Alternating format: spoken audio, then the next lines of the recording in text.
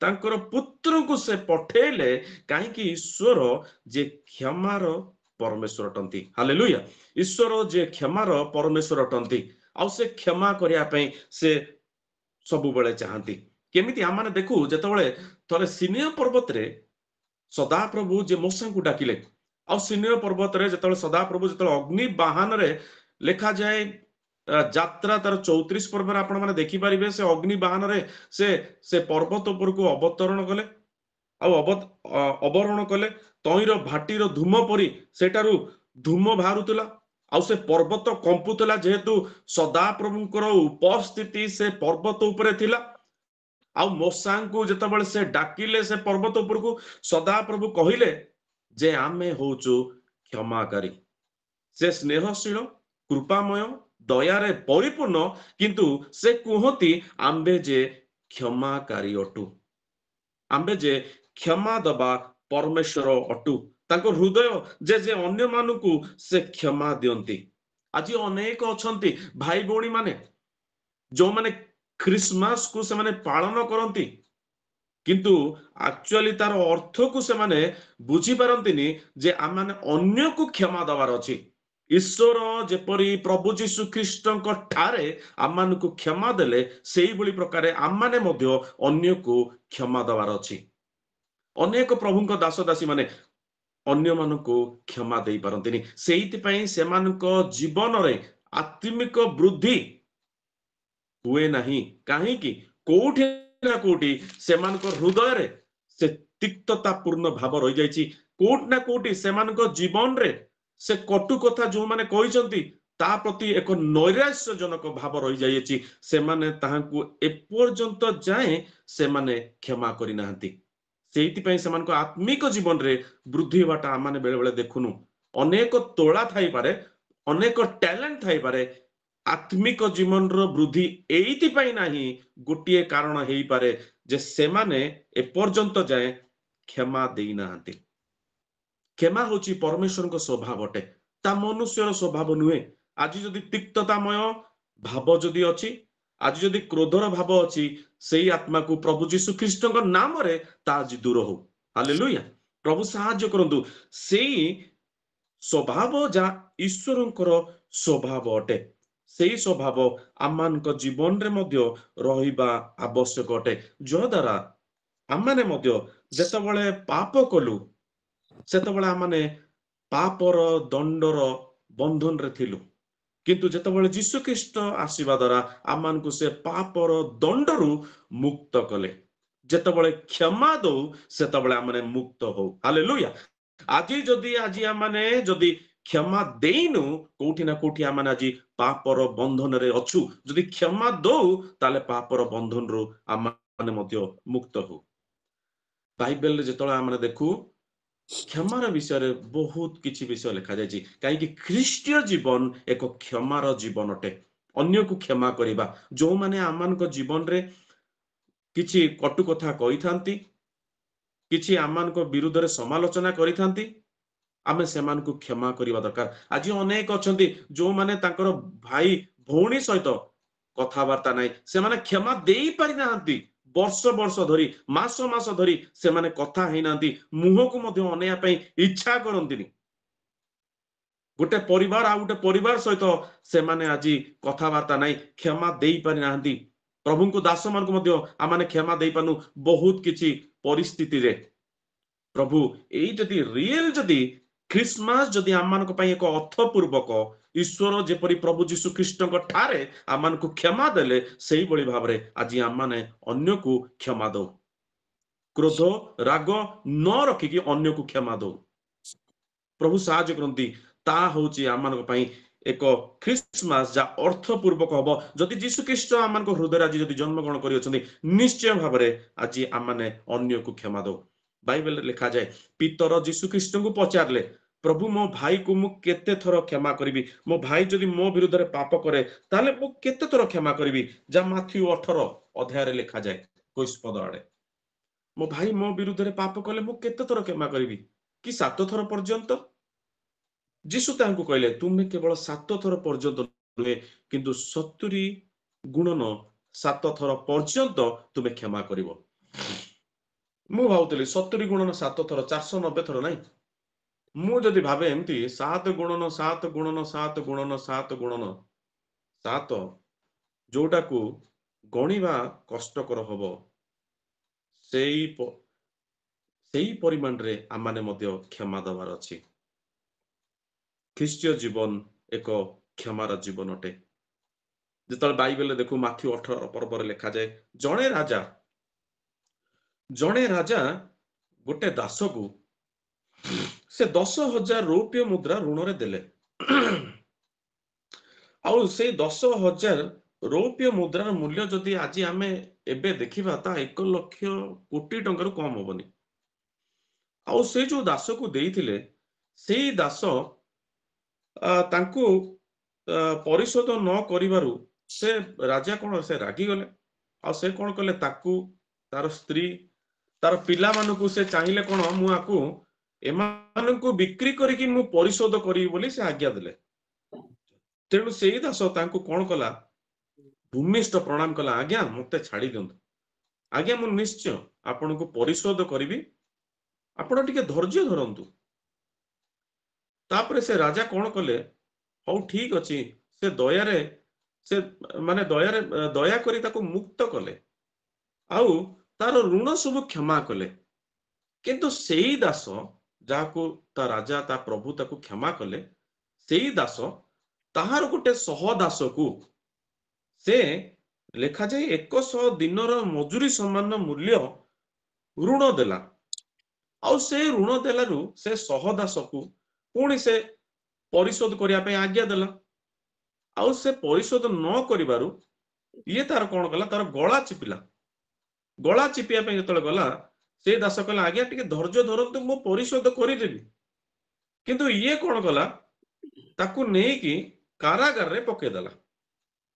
ଆଉ ଯେତେବେଳେ ସେଇ ଦାସ ମାନେ କଣ ହେଲା, ସେମାନେ ଦୁଃଖିତ ହେଲେ, ଆଉ ଯାଇକି ପ୍ରଭୁଙ୍କୁ କହିଲେ, ଆଜ୍ଞା ଆପଣ ଯୋଉ ଦାସକୁ କ୍ଷମା ଦେଇଥିଲେ, ଯାହାକୁ ମୁକ୍ତ କରିଥିଲେ, ତାର ଯୋଉ ସହଦାସ, ସିଏ ଆଜ୍ଞା ସେଇ ଯୋଉ ଦାସକୁ କ୍ଷମା କରିଥିଲେ, ସେ ତାର ସହଦାସକୁ କ୍ଷମା କଲାନି, ତାକୁ କାରାଗାରରେ ପକେଇଦେଲା। ସେଠୁ ତାର ରାଜା, ତାର ପ୍ରଭୁ ତାକୁ କହିଲେ, ଆରେ ମୁଁ ତତେ ମୁକ୍ତ କଲି, ମୁଁ ତତେ କ୍ଷମା କଲି, କିନ୍ତୁ ତୁ ତୋର ସହଦାସକୁ କ୍ଷମା କରିବା ପାଇଁ ତୋର କଣ କର୍ତ୍ତବ୍ୟ ନଥିଲା? ତୁ ତାକୁ କାରାଗାରରେ କେମିତି ପକେଇଲୁ? ସେଇଥିପାଇଁ ତାର ପ୍ରଭୁ ରାଗି ଯାଇକି ଯୋଉ ଦାସକୁ କ୍ଷମା କରିଥିଲେ, ତାକୁ ଆଉ ଥରେ କହିଲେ, ତୁ ସମସ୍ତ ଋଣ ପରିଶୋଧ ନ କରିବା ଯାଏଁ ତାକୁ ସେଇ ଯନ୍ତ୍ରଣା କରିବା ଲୋକ ହସ୍ତରେ ସମର୍ପଣ କରିଦେଲେ। ତାକୁ କ୍ଷମା ଦେଇଥିଲେ, କିନ୍ତୁ ଯେତେବେଳେ ସେଇ ଦାସ ସହଦାସକୁ କ୍ଷମା ଦେଲେନି, ତାକୁ ସେ ଯନ୍ତ୍ରଣା ଦେବା ଲୋକ ହସ୍ତରେ ସମର୍ପଣ କଲେ। କାହିଁକି? ଯୋଉ ରାଜା, ଯୋଉ ପ୍ରଭୁ ଯୋଉ ଦାସକୁ କ୍ଷମା ଦେଇଥିଲେ, 1,00,000 କୋଟି ସେଇ ଋଣ ପରିଶୋଧ ନ କରିବା ତାକୁ କ୍ଷମା ଦେଇଦେଲେ। କିନ୍ତୁ ଏଇଠି ଲେଖାଯାଏ 100 ଦିନର ମଜୁରୀ। 100 ଦିନର ମଜୁରୀ, ଏଇ ଯୋଉ ଦାସ ତାକୁ ଋଣ ଦେଇଥିଲା, 100 ଦିନର ମଜୁରୀ ମାନେ ଗୋଟେ ଦିନର ମଜୁରୀ ଯଦି 500 ଟଙ୍କା, 100 ଦିନର ମାନେ 50,000 ଟଙ୍କା। 1,00,000 କୋଟି ଋଣ ପରିଶୋଧ ନ କରିବାରୁ ନିଜେ କ୍ଷମା ପାଇଲା, କିନ୍ତୁ ନିଜେ ଆଉ ଜଣକୁ 50,000 ଟଙ୍କାର ଋଣ ଦେଇଥିଲା, ସିଏ ନ ଫେରେଇବାରୁ ତାର ଗଳା ଚିପିବା ପାଇଁ ଇଏ ଯାଉଛି।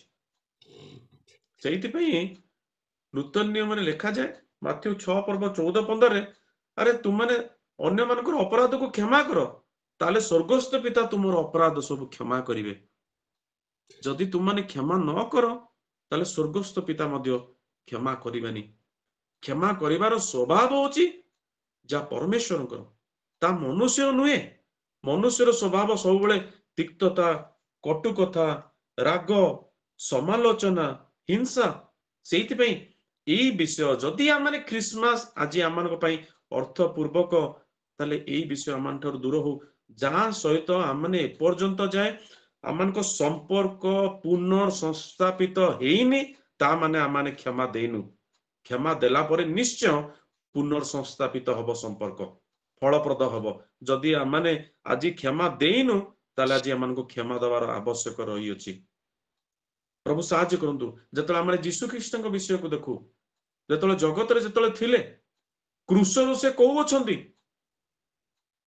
ए पिता एमानकु क्षमा कर जा लुक 23:34 लिखा जाए से क्रूसरु कहउचंदी हे पिता एमानकु तुमे क्षमा कर कारण एमाने कोन करूचंदी ता जानती नहीं एमाने कोन करूचंदी ता जानती नहीं जीशु ख्रीष्ट क्रूस उपरु एक क्षमार प्रार्थना करंती एमाने कोन करूछन जानती नहीं का पे क्षमा मागुछंती प्रथम रे मु जदी कहबी नाजरित लोक मान पे क्षमा मागुछंती काहे कि जीशु ख्रीष्ट जत जर्दन नदी रे बाप्तिजित हैला किनी पवित्र आत्मा रे पूर्ण हले पवित्र आत्मा रे पूर्ण हैला किनी से प्रांतर को गले आउ प्रांतर रे जाई कि आमाने देखु से जतले परीक्षित हैला परे सेतले पवित्र आत्मा को शक्ति रे पूर्ण हले लुक 4 पर्व रे लिखा जाय पूर्ण हैला परे से गालिली को गले तापर आमाने देखु से नाजरित रे से उपस्थित होचंदी नाजरित रे जतबेले से जाउ अछंती गोटे समाज गृह रे नाजरित रे गोटे समाज गृह रे से गले आ समाज गृह रे आमाने देखु से जिसाय 61 पर्व को से जगह रे समाज गृह रे छिड़ाई कि से पडु अछंती आ जिसाय 61 पर्व पढिला परे से जगह रे कहउछंती आपण माने सुनिले ए धर्मशास्त्र सफल हैला आपण माने सुनिबा अनुसारे धर्मशास्त्र सफल हैला आ समस्त सुनिला परे लोक माने क्रोध रे परिपूर्ण हले ताकू नगर रु बाहर कर देवा पे लागिले जो नगर पर्वत उपरे स्थापित सेई पर्वत ऊपर को से ताकू नहीं जाई ताकू तळ को पकेबा निमंते सेठाकू से नहीं गले नाजरित लोक माने आउ सेहित पई से क्षमा मागु अछंती प्रभु एमाने कौन करू अछंती से माने जानंती नहीं कारण नाजरित रे जीशु उपेक्षित हेले प्रभु तुम एमान को क्षमा कर एमाने कौन करू अछंती जे जानंती नहीं प्रभु जीशु ख्रीष्ट को से लोक माने कहतले ए कोन मरियमर पुओ नुए ए कोन से बढ़ई नुए सेति पे से कहउछंती प्रभु तुमे एमान को क्षमा करो तापरे से काहे की कहउछंती एमाने कौन करूछंती जे जानंती नहीं प्रभु तुम एमान को क्षमा करो निज लोक मान को भी मध्य प्रार्थना कले काहे की जेतबेले से आसिले लेखा जाए जोहन तार 1:11 रे निज लोक माने मध्य ताकू ग्रहण कलेनी निज लोक माने मध्य ताकू ग्रहण कलेनी जोहन 7:5 लेखा जाए ताको भाई माने मध्य ताको ठारे विश्वास करूनथले निज परिवार लोक पई मध्य से क्षमा मागिले प्रभु एमान को तुमे क्षमा करो प्रभु एमान को क्षमा करो नाजरित लोक मान पई क्षमा मागिले निज लोक मान पई मध्य से क्षमा मागुछंती तापरे से क्षमा मागुछंती का पई जानिछंती फारूसी और शास्त्री प्रभु तुमे एमान को क्षमा करो आगदाड़ी रो नेता हेई परंती किंतु एमाने जो मसीह को अपेक्षा रे जो माने थिले किंतु ख्रीष्ट आसीबा द्वारा से माने जानी पारलेनी जे ए मसीह अटंती से माने जानी पारलेनी आउ मु कहया पे चाहे ए फारूसी शास्त्री से मानकर आत्मिक जीवन बिल्कुल ठीक नथिला कारण जेतले यीशु ख्रीष्ट आसिले सेतबेले आमाने देखु से मंदिर रे क्रय विक्रय चालुथला मंदिर रे क्रय विक्रय चालुथला आउ जदि आमाने देखु जो मंदिर सेतले निर्माण हेतला जेरूशलेम रे जाको 46 वर्ष लागितिला मंदिर रे जो प्रांगण थिबो पवित्र स्थान थिबो महापवित्र स्थान किंतु महापवित्र स्थान खाली अछि आत्मिक जीवन महापवित्र स्थान खाली थिला आत्मिक जीवन से मानकर ठीक नथिला कोट ना कोटी से मानकर खाली थिला आउ सेहित पई प्रभु जीशु ख्रीष्ट क्रूसरु से प्रथम तांकर बाणी थिला जे एमान को तुमे प्रभु क्षमा करो एमाने कोन करू अछंती जे एमाने जानंतिनी प्रभु क्षमा देले जेतले से आसिले एई सब काम लोक माने कले से क्षमा देले आउ काकू इस्कारियोत यहूदा को मध्य से क्षमा देले सेटा पे भी मध्य से प्रार्थना करतबे प्रभु एमान को क्षमा करो एमाने कोन करू अछंती जानंतिनी ता भीतर मध्य ये भी जानती कारण जो यहूदा तांको जे शत्रु हस्ते समर्पण कला जो यहूदा जा पाखरे टंकार थळी थिला टंकार थळी जा पाखरे थिला ताकू दिया जाइतिला मु बेले बेले भाबे प्रभु ए इस्करियोत यहूदा जदी जे बिट्रे कला जे विश्वासघातकता कला ତାକୁ ଟଙ୍କାର ଥଳି ତା ପାଖରେ ଥିଲା।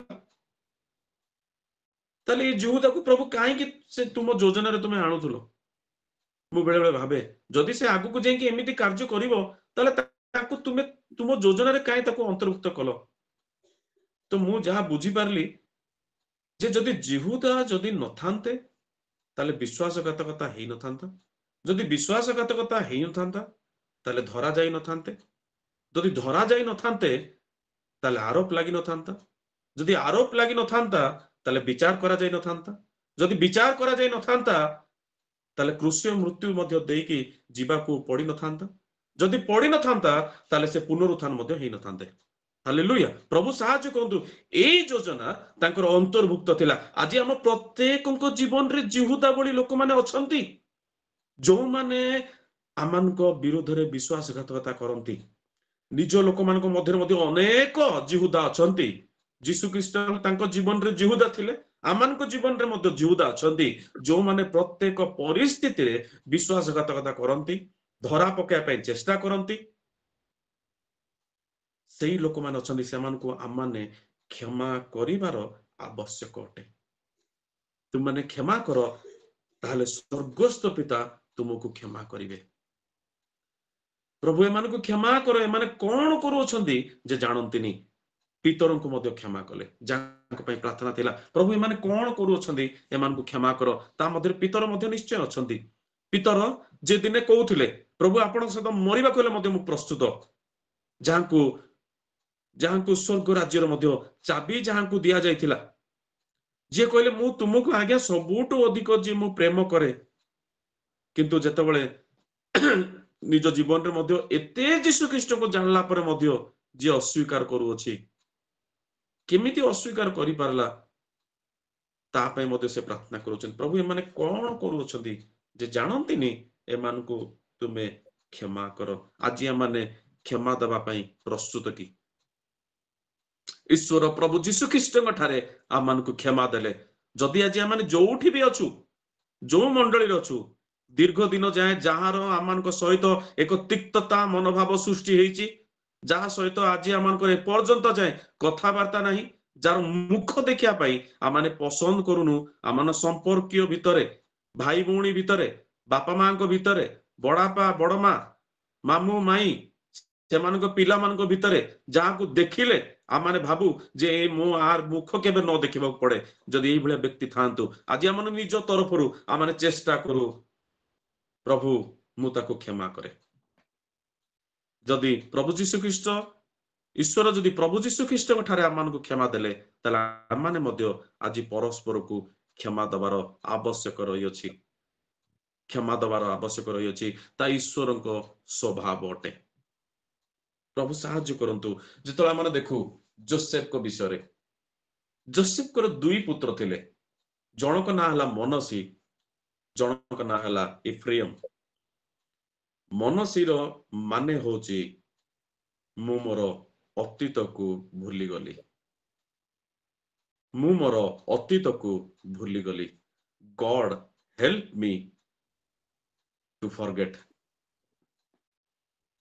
ପ୍ରଭୁ ସାହାଯ୍ୟ କଲେ, ମୁଁ ମୋର ଅତୀତକୁ ଭୁଲିଗଲି। ମୁଁ ମନେ ମନେ ଭାବେ ଯୋସେଫ ଯାହାଙ୍କର ଭାଇମାନେ ଯାହାକୁ ଇର୍ଷା କରୁଥିଲେ, ଆମେ ଜାଣିପାରୁ ମନସିର ନାମର ଅର୍ଥ ଯେ ମୁଁ ଭୁଲିଗଲି।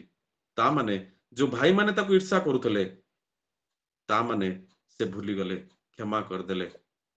ଯୋଉ ଭାଇମାନେ ତାଙ୍କୁ ନାନା ବର୍ଣ୍ଣର ଅଙ୍ଗରଖାକୁ କାଢିଦେଲେ, ଯୋସେଫ ମନସି ଜନ୍ମ ହେଲା ପରେ ଆମେ ଜାଣିପାରୁ ଯେ ସେ ଭୁଲି ଯାଇଛନ୍ତି, ସେ କ୍ଷମା କରିଦେଇଛନ୍ତି। ଯୋଉ ଭାଇମାନେ ତାଙ୍କୁ ଗର୍ତ୍ତରେ ପକେଇଲେ, ଆମେ ଜାଣୁ ଯେ ସେ ମନସି ଜନ୍ମ ହେଲା ପରେ ଯେ ସେ କ୍ଷମା କରିଦେଲେ। ଯୋଉ ଭାଇମାନେ ତାଙ୍କୁ ବିଦେଶୀ ହସ୍ତରେ ବିକ୍ରି କରିଦେଲେ, ସେ ତାଙ୍କୁ କ୍ଷମା କରିଦେଲେ। ଯୋଉ ସ୍ତ୍ରୀ ତାଙ୍କୁ ଅପମାନିତ କଲା, ସେ ତାକୁ କ୍ଷମା କରିଦେଲେ। ଯିଏ ତାଙ୍କୁ ଜେଲରେ ପୁରେଇଲେ, ସେ ତାଙ୍କୁ ମଧ୍ୟ କ୍ଷମା କଲେ। ଯୋଉଠି ତାଙ୍କ ଅଭିଷେକକୁ ବ୍ୟବହାର କରାଗଲା, କିନ୍ତୁ ସେ ପାନପତ୍ର ବାହକ ଯିଏ ତାକୁ ଭୁଲିଗଲେ, ସେ କ୍ଷମା କଲେ। ସେ ନିଶ୍ଚୟ କ୍ଷମା କରିଅଛନ୍ତି, କିନ୍ତୁ ଯେତେବେଳେ ଭାଇ ମାନଙ୍କ ସହିତ ମିଳନ ହେଲା ତାଙ୍କର, ସେ ଦେଖିକି ଆଉ ରହି ପାରିଲେନି, କ୍ରନ୍ଦନ କଲେ କାହିଁକି? ସେ କ୍ଷମା କରିଅଛନ୍ତି। ମନସିଜା ମାନେ ମୁଁ ମୋର ଅତୀତକୁ ଭୁଲିଗଲି। ଆଜି ସେଇପରି ଭାବରେ ଆମର ଅତୀତକୁ ଆଜି ଭୁଲି ଯାଉ। ଯୋଉ ଲୋକମାନେ ଆମମାନଙ୍କ ଜୀବନରେ ତିକ୍ତତା ଭାବ କରିଅଛନ୍ତି, ଯୋଉ ଲୋକମାନେ ଆମମାନଙ୍କ ବିରୁଦ୍ଧରେ ସମାଲୋଚନା କରିଅଛନ୍ତି, ଯୋଉ ଲୋକମାନେ ଆମ ଜୀବନରେ କଟୁ କଥା କହିଅଛନ୍ତି, ଯୋଉ ଲୋକମାନେ ଆମମାନଙ୍କ ଜୀବନରେ ଦୁଃଖ ଦେଇଅଛନ୍ତି, ଆମମାନେ କ୍ଷମା କରୁ। ସ୍ତିଫାନ ଯିଏ କ୍ଷମା ଦେଲେ, ଲୋକମାନେ ପ୍ରସ୍ତରାଘାତ କଲେ ତାଙ୍କୁ, କିନ୍ତୁ ପ୍ରେରିତ 7:60 ଲେଖାଯାଏ, ପ୍ରଭୁ ଏହି ପାପ ଏମାନଙ୍କ ବିରୁଦ୍ଧରେ ଗଣା ନ ଯାଉ।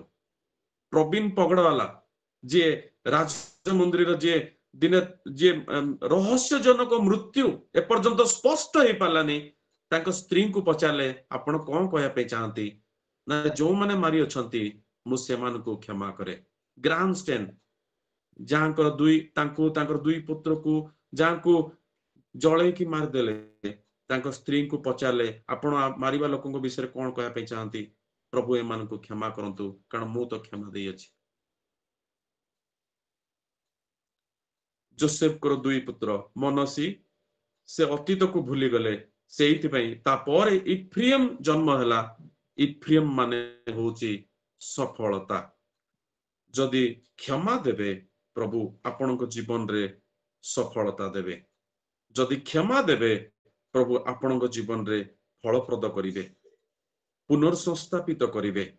ଯଦି ପଳେଇଛି, ଯଦି ନଷ୍ଟ ହେଇଯାଇଛି, ସବୁ କିଛି ପଳେଇଛି, ପ୍ରଭୁ ପୁନର୍ସଂସ୍ଥାପିତ ନିଶ୍ଚୟ କରିବେ। କିନ୍ତୁ ଆଜି ଆମମାନେ ପରସ୍ପରକୁ କ୍ଷମା ଦେବାର ଆବଶ୍ୟକ ରହିଅଛି। କେବଳ ଆମମାନେ ଯେତେବେଳେ ପ୍ରାର୍ଥନା କରୁ, ଆଦର୍ଶ ପ୍ରାର୍ଥନା, ପ୍ରଭୁ ଆମମାନଙ୍କ ଅପରାଧ ସବୁ କ୍ଷମା କର, କାରଣ ଆମମାନେ ଆମର ଅପରାଧ ସବୁ କ୍ଷମା କରୁ। ଆପଣ ଆମମାନଙ୍କ ଅପରାଧ ସବୁ କ୍ଷମା କର। ଏଇ ପ୍ରାର୍ଥନା ଆମେ ଯେତେବେଳେ କରୁ, ତାର ପ୍ରକୃତ ଅର୍ଥ ଆମମାନେ ଆମମାନଙ୍କର ଅପରାଧୀ ମାନଙ୍କୁ କ୍ଷମା କରିଅଛୁ। ପ୍ରଭୁ ତୁମେ ଆମମାନଙ୍କ ଅପରାଧ ସବୁ କ୍ଷମା କର। ଏହା କେବଳ ଆମର ଖାଲି କହିବା ତାହା ନୁହେଁ, କିନ୍ତୁ ଜୀବନରେ କାର୍ଯ୍ୟକାରୀ କରିବା। ଯଦି ଖ୍ରୀଷ୍ଟମାସ ସମସ୍ତେ କୁହନ୍ତି ବାଳକ ଜନ୍ମି ଅଛନ୍ତି, ଆଶ୍ଚର୍ଯ୍ୟ ମନ୍ତ୍ରୀ, ପରାକ୍ରାନ୍ତ ପରମେଶ୍ୱର, ଅନନ୍ତକାଳୀନ ପିତା, ଶାନ୍ତି ରାଜା, ସେ ତ ନିଶ୍ଚୟ, କିନ୍ତୁ ବାଳକ ଆଜି ଆମ ହୃଦୟରେ କଣ ଜନ୍ମ ଗ୍ରହଣ କରିଅଛନ୍ତି କି? ବାଳକ ଯଦି ଜନ୍ମ ଗ୍ରହଣ କରିଅଛନ୍ତି, ତାହେଲେ ପରସ୍ପରକୁ କ୍ଷମା ଦେବା। Christmas is the festival of forgiveness. ପରସ୍ପରକୁ କ୍ଷମା ଦେବାର ପର୍ବ ହେଉ। ଆଗାମୀ ଦିନ ଆମମାନଙ୍କ ପାଇଁ ଆହୁରି ପଡ଼ିଅଛି। ଯଦି ଆମମାନେ ନିଶ୍ଚୟ, ଯଦି ଈଶ୍ୱର ଯେପରି ପ୍ରଭୁ ଯୀଶୁ ଖ୍ରୀଷ୍ଟଙ୍କ ଠାରେ ଆମମାନଙ୍କୁ କ୍ଷମା ଦେଲେ, ସେଇଭଳି ପ୍ରକାରେ କଟୁ କଥା ଯିଏ ବି କହିଛନ୍ତି ଭୁଲି ଯାଉ, ଅତୀତକୁ ଭୁଲି ଯାଉ, ପରସ୍ପରକୁ କ୍ଷମା ଦଉ, କାରଣ ଏହା ଏକ କ୍ଷମାର ପର୍ବ ଅଟେ। ପ୍ରଭୁ ଏଇ ଅଳ୍ପ ବାକ୍ୟରେ ଆଶୀର୍ବାଦ କରନ୍ତୁ।